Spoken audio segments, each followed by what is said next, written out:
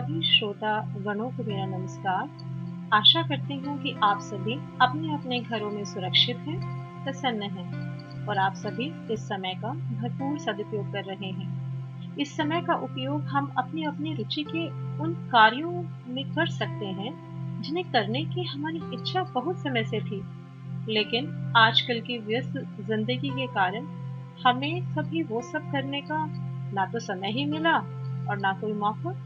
तो काफ़ी समय से मेरे कुछ विद्यार्थी और मित्रगण चाहते थे कि मैं ऑनलाइन लेक्चर्स तैयार करूं, जिससे अधिक से अधिक विद्यार्थी इनका लाभ उठा सकें। इसी दिशा में यह मेरा पहला कदम है।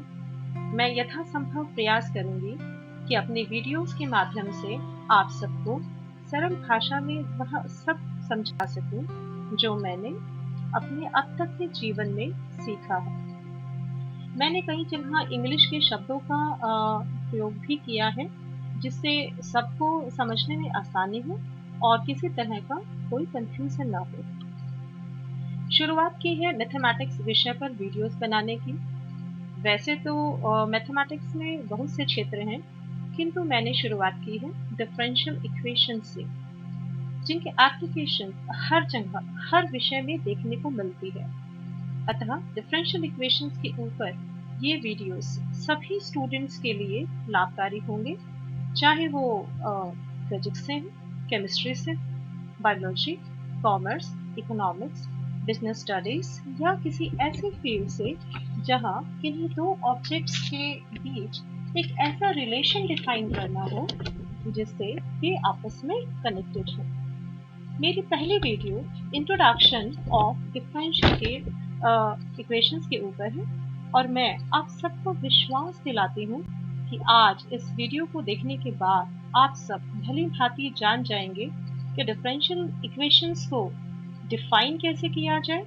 डिफरेंशियल इक्वेशंस के विषय में एक इंटरेस्टिंग फैक्ट, डिफरेंशियल इक्वेशंस का कॉन्सेप्ट किसने दिया, इसके यूजेस क्या हैं एवं मैथमेटिकल मॉडलिंग का एक अनिवार्य टूल क्या है। लेकिन उसके लिए आपको ये वीडियो अंत तक देखनी होगी, वरना आपका आधारभूत ज्ञान डिफरेंशियल इक्वेशंस के ऊपर अधूरा रह जाएगा। तो सबसे पहले है categories of differential equations. Differential equations हमारे पास दो प्रकार के हैं, ODE और PDE। ODE का अर्थ है ऑर्डिनरी डिफरेंशियल इक्वेशंस और PDE का अर्थ है पार्शियल डिफरेंशियल इक्वेशंस। यहाँ पर ये शब्द है इक्वेशंस, इसका अर्थ है कि हमारे पास कम से कम दो ऑब्जेक्ट्स या कोई दो वेरिएबल्स हैं जिनके बीच में कोई रिलेशन। डिफरेंशियल होने का मतलब है कि यहाँ पर इस इक्वेशन में डेरिवेटिव्स होने चाहिए, और यदि डेरिवेटिव्स हैं तो इसका मतलब है कि हमारे पास इंडिपेंडेंट वेरिएबल होना चाहिए और डिपेंडेंट वेरिएबल भी होना चाहिए। और यहाँ पर ये दो शब्द हैं ऑर्डिनरी और पार्शियल। ये दो शब्द इस बात पर निर्भर करते हैं कि हमारे डिफरेंशियल इक्वेशंस में इंडिपेंडेंट वेरिएबल्स कितने हैं, जिसे हम एक एक करके समझेंगे। तो सबसे पहले हमारे पास है ordinary differential equations. Ordinary differential equations वह है जिसमें सिर्फ हमारे पास केवल एक ही इंडिपेंडेंट वेरिएबल है। डिपेंडेंट वेरिएबल्स के ऊपर कोई रिस्ट्रिक्शंस नहीं है, एक भी हो सकते हैं, एक से ज़्यादा भी हो सकते हैं। और derivatives of an unknown function, ये जो अननोन फंक्शन है ये हमारा डिपेंडेंट वेरिएबल ही है। और फंक्शन का मतलब कि जब हम डिपेंडेंट वेरिएबल को इंडिपेंडेंट वेरिएबल के टर्म्स में एक्सप्रेस करते हैं तो वो डेरिवेटिव्स भी हमारे पास एक से ज़्यादा हो सकते हैं इक्वेशंस में। अब ये कुछ एग्जांपल्स हैं ऑर्डिनरी डिफरेंशियल इक्वेशंस के। आप देखिए इस फर्स्ट डिफरेंशियल इक्वेशन में हमारे पास x है, y प्राइम है, y डबल प्राइम है। y प्राइम का अर्थ है डेरिवेटिव dy by dx। इसका अर्थ है कि y डिपेंडेंट वेरिएबल है और x इंडिपेंडेंट वेरिएबल है। तो देखिए आप इस इक्वेशन में सिर्फ एक ही इंडिपेंडेंट वेरिएबल है और एक डिपेंडेंट वेरिएबल है, लेकिन डेरिवेटिव्स दो हैं first order and second order derivatives. इसी तरह दूसरे डिफरेंशियल इक्वेशन को देखिए, इसमें भी क्योंकि y डैश है, इसका अर्थ है dy by dx, so y dependent variable हुआ, x इंडिपेंडेंट वेरिएबल हुआ, और ये हमारी डिफरेंशियल इक्वेशन हो गई। इसी तरह से आप अगले इक्वेशन में देखिए, अब क्या यहाँ पर x एक इंडिपेंडेंट वेरिएबल है? नहीं, क्योंकि यह x डैश है और x डैश का मतलब है dx बाय जो भी आपका इंडिपेंडेंट वेरिएबल है। तो इस इक्वेशन में इंडिपेंडेंट वेरिएबल है t, तो x डैश रिप्रेजेंट करता है dx बाई dt को और y डैश रिप्रेजेंट करता है dy बाई dt को। तो इस डिफरेंशियल इक्वेशन में एक इंडिपेंडेंट वेरिएबल हुआ और दो डिपेंडेंट वेरिएबल्स हुए। तो ये हमारे 3 एग्जांपल्स हो गए। तो अब हमारे पास है पार्शियल डिफरेंशियल इक्वेशंस, जिसके लिए कंडीशंस हैं कि कम से कम 2 या 2 से ज़्यादा इंडिपेंडेंट वेरिएबल्स। डिपेंडेंट वेरिएबल्स के ऊपर कोई रेस्ट्रिक्शंस नहीं, एक भी हो सकते हैं, एक से ज़्यादा भी हो सकते हैं। और अननोन फंक्शन के पार्शियल डेरिवेटिव्स। अननोन फंक्शन फिर से वही जो फंक्शन हमें मिलेंगे जब हम डिपेंडेंट वेरिएबल्स को इंडिपेंडेंट वेरिएबल्स की टर्म्स में एक्सप्रेस करेंगे। एग्जाम्पल के लिए फर्स्ट एग्जाम्पल अगर हम देखें तो यहाँ कितने इंडिपेंडेंट वेरिएबल्स आपको दिखाई दे रहे हैं? 2, x और y, और एक डिपेंडेंट वेरिएबल। डेरिवेटिव्स के लिए हमने यूज किया है del two z by del x square, del del x और del del y। यह नोटेशन हमने इसलिए यूज की है ताकि हम इन डेरिवेटिव्स को ordinary derivative D D X D D Y से डिफरेंशिएट कर पाएं।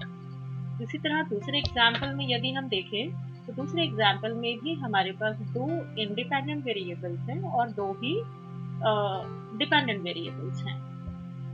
तो यह डिफरेंस है हमारा ऑर्डिनरी डिफरेंशियल इक्वेशन और पार्शियल डिफरेंशियल इक्वेशंस में बेसिकली इंडिपेंडेंट वेरिएबल्स के नंबर की टर्म्स।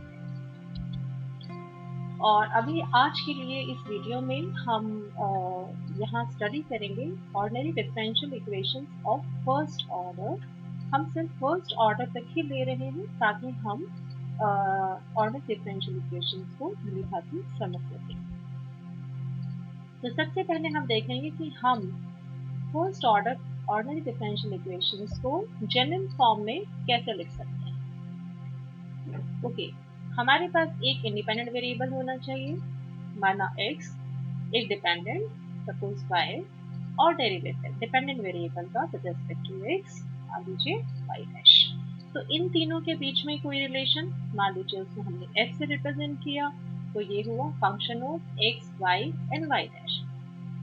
और यदि हम इक्वल टू 0 करके ये रिलेशन बनाते हैं, ये इक्वेशन बनाते हैं, तो ये हो गई हमारी general form first order ordinary differential equation की। y डैश की जगह आप dy बाई dx को लिख सकते हैं। अब है हमारे पास एक्सप्लिसिट फॉर्म, यानी हम अगर first order ordinary differential equation को एक्सप्लिसिटली लिखना चाहें तो कैसे लिखेंगे? बहुत सिंपल है, आप डेरिवेटिव को एक साइड में रख लीजिए और जो बिना डेरिवेटिव के टर्म्स हैं उनको दूसरी साइड में ले जाइए, तो कोई ना कोई फंक्शन बनेगा x और y की टर्म्स में जिसको आप g से रिप्रेजेंट कर दीजिए, तो ये हो जाएगी आपकी एक्सप्लिसिट फॉर्म। अब हम कुछ एग्जांपल्स लेते हैं। पहला एग्जांपल है y dash plus xy plus sin x equal to 0। तो क्योंकि यहाँ y डैश है तो y डिपेंडेंट वेरिएबल हुआ, x इंडिपेंडेंट वेरिएबल हुआ, और क्योंकि यहाँ फर्स्ट ऑर्डर डेरिवेटिव है तो ये एग्जांपल हो गया हमारा first order ordinary differential equation का। इसी तरह से आप दूसरा एग्जांपल देखिए, यहाँ पर भी x इंडिपेंडेंट वेरिएबल है, y डिपेंडेंट वेरिएबल है क्योंकि y प्राइम है। अब कुछ विद्यार्थी यहाँ पर कंफ्यूज हो जाते हैं क्योंकि यहाँ डिग्री है 3, तो उन्हें लगता है कि ये फर्स्ट ऑर्डर कैसे हुआ। यहाँ पर जो 3 है वह ऑर्डर को नहीं बल्कि डिग्री को रिप्रेजेंट कर रहा है, और इसे हम अपनी आने वाली वीडियोस में समझेंगे।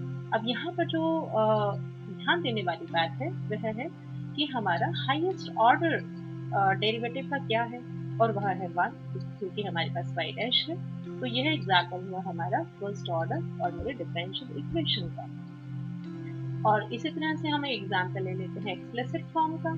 तो आप देख लीजिए यहाँ पर y डिपेंडेंट है, x इंडिपेंडेंट है, डेरिवेटिव एक साइड में है, बाकी सभी टर्म्स दूसरी साइड में है।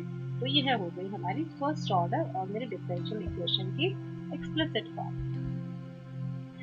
अब हम डिफरेंशियल इक्वेशन के बारे में एक बहुत ही interesting fact, infinite number of solutions exist करते हैं और वह सॉल्यूशंस भी कोई नंबर नहीं होते, सिर्फ नंबर वैल्यूज नहीं होती, बल्कि वो सॉल्यूशन आपको फंक्शंस की फॉर्म में मिलते हैं। आपको याद होगा जब आप अलजेब्रिक इक्वेशंस सॉल्व करते थे, उनका सॉल्यूशन निकालते थे, तो आपको सॉल्यूशन किस तरह का मिलता था? चाहे आप अलजेब्रिक इक्वेशन लीजिए या आप ट्रांसेंडेंटल इक्वेशन लीजिए। चलिए उदाहरण के लिए हम एक अलजेब्रिक इक्वेशन ले लेते हैं। मान लीजिए हमने यह अलजेब्रिक इक्वेशन ली x² - 3x + 2 = 0। ठीक है, यहाँ कोई डेरिवेटिव नहीं है, तो यह हमारी कोई डिफरेंशियल इक्वेशन नहीं है, बल्कि यह हमारी एक सिंपल अलजेब्रिक इक्वेशन है और सेकंड डिग्री। अब अगर हमें इसे सॉल्व करना हो तो कैसे करेंगे? सबसे पहले हम इसे फैक्टराइज करेंगे और फिर इसके सॉल्यूशंस फाइंड आउट करेंगे। तो आप देख लीजिए कि सॉल्यूशन में हमें यहाँ दो नंबर वैल्यूज मिली हैं, 1 और 2। तो यहाँ पर हमें जो सॉल्यूशन मिलता है वो या तो कोई नंबर वैल्यू होती है या उन नंबर वैल्यूज का कोई सेट होता है। लेकिन डिफरेंशियल इक्वेशंस के केस में ऐसा नहीं है। डिफरेंशियल इक्वेशंस के केस में जो सॉल्यूशन मिलता है वह फंक्शंस की फॉर्म में होता है। तो यह इतना इजी नहीं होगा जैसे कि अलजेब्रिक इक्वेशंस के केस में था। अब हम जानेंगे कि डिफरेंशियल इक्वेशन का कॉन्सेप्ट किसने दिया, ये जानना बहुत ज़रूरी है।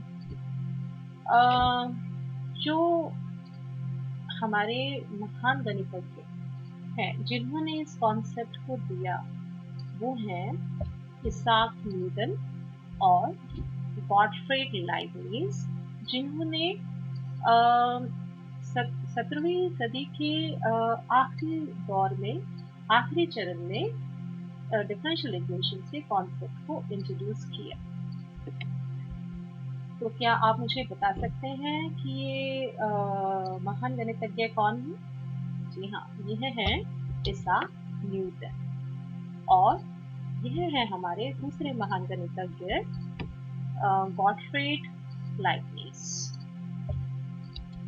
इन दोनों महान गणितज्ञों ने हमें डिफरेंशियल इक्वेशंस के कॉन्सेप्ट से इंट्रोड्यूस करवाया। अब हम जानेंगे कि डिफरेंशियल इक्वेशंस के यूजेस क्या हैं। जब भी हमें ऐसी रियल लाइफ सिचुएशंस की मैथमेटिकल मॉडलिंग करनी हो जिसमें कम से कम दो ऑब्जेक्ट्स या वेरिएबल्स हो और जो किसी रिलेशन से आपस में कनेक्टेड हो, तो उसके लिए जो मैथमेटिकल टूल हमारे पास है वो है डिफरेंशियल इक्वेशंस, जिनके सॉल्यूशन से हम रिलेटेड रियल लाइफ प्रॉब्लम्स का सॉल्यूशन बहुत आसानी से निकाल सकते हैं। तो अब देखने वाली बात ये है कि इस तरह के रिलेशंस हमें कहाँ देखने को मिलते हैं?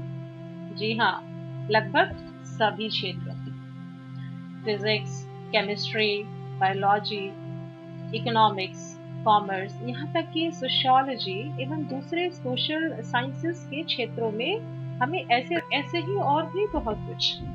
अतः डिफरेंशियल इक्वेशंस का आधिपत्य शिक्षा के हर क्षेत्र में देखने को मिलता है। यदि आप डिफरेंशियल इक्वेशंस और इनको अप्लाई करने की विधि से भली भांति परिचित हो जाएं, तो यह आपके लिए अत्यधिक लाभकारी होगा। ये कुछ रेफरेंसेस हैं आप सबके लिए, और मेरा आप सबसे विनम्र अनुरोध है कि आप वीडियो पर अपने कमेंट बॉक्स में ज़रूर लिखें और सब्सक्राइब टैब को दबाएं ताकि भविष्य में आने वाली वीडियोस का आपको शीघ्र पता चल सके। आप सबका बहुत बहुत धन्यवाद। खुश रहें।